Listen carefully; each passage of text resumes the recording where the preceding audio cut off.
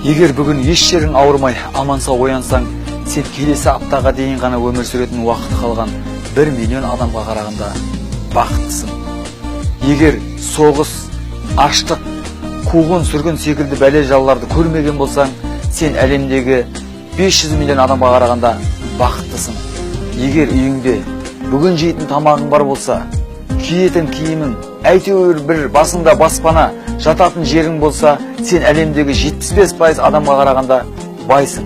Егер банкте салымың, дәл қазір қалтаңда ақшаң бар болса, сен әлемнің 8%-ын құрайтын жағдайы жақсы адамдардың қатарындасың.